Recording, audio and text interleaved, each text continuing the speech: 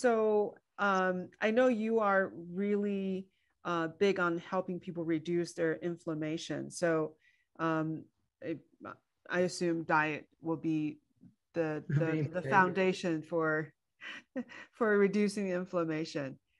And what's your approach when Yeah. people come to you, in their middle age or later on in life, and they just things are just not working as well as before. Yes, absolutely. So, I mean, I hate to say it because people don't want to hear it, but yeah, diet is the mainstay because it's what you do all day long. So, what you eat and when you eat is really, really important for inflammation, without a doubt. And when I say when we eat, I do promote intermittent fasting when it's Mm. appropriate. I do recommend initially, not forever, a really restricted diet, which means gluten-free, grain-free, dairy-free, sugar-free. Not forever, initially, because we have to calm the system down as quickly as possible, get the symptoms down, and then we reintroduce slowly and we notice what comes back up. Let me give you an example because this I actually did my thesis on this because it blew my Hmm. mind. So we collect all this data on all these patients. We have this questionnaire. I didn't create the questionnaire. Smarter people than I did created the questionnaire. One of the questions is, do you have tinnitus? Do you have ringing in your ears? And I've always ignored it because I don't know about you, Dr. Joy, but I always learned that once you have tinnitus, it's pretty uncurable unless you're on aspirin and you come off of the aspirin, right? It's just is what it is. Learn to live with it. So I always kind of ignored this. Well, months into using the software, I started noticing that people who came in with high numbers 2 and 3 months into the diet was going to zero. And I was like, Hmm. what the heck are you telling me that tinnitus is inflammatory? Because I never learned this. So I did some digging, and it turns out that Yeah. yes, tinnitus is inflammatory, unless of course this post trauma. My soldiers, my police officers. I'm sorry, I probably can't help you there. But for other people who didn't have trauma, it's inflammatory. Hmm. So back to this diet. So we put you on this restricted diet, and let's just say your tinnitus goes down to a 1 or a 0.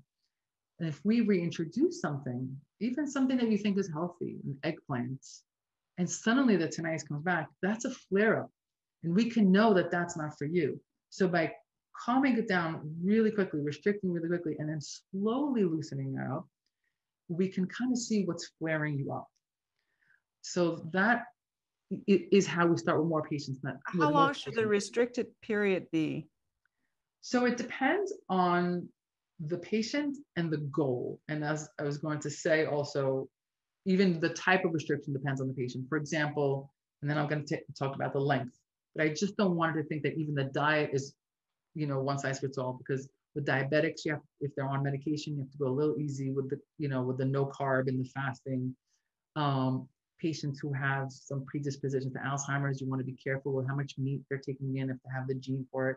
So it's not a one size fits all, but generally speaking, length of time depends on the goals. So if the patient also has a weight loss goal in mind, then the longer we stay restricted, the faster we get there. Some Mm-hmm. patients don't want to lose any weight. So we're just going to track it based on the symptoms. Okay, we got to the symptoms, we got there, we can start loosening up. What if we only got halfway there and we needed a little more time, especially GI issues? So it's patient dependent. But really quick would be 30 days. I would say 3 months is ideal because it gives your body a chance to repair. And we're going to give you supplements also to help repair your belly. And then if the introduction can be done slowly. And then at the end, you kind of graduate, as it were, with a diet that is very specific to you because your body told you what it needs. Your body made a decision by letting you know the flare ups. It told you what it needs. Very specific to you, and will have a lot of the things that you had before, but will eliminate the things that your body is clearly telling you not to do. It won't be a list. It will be your body communicating to you. Hmm.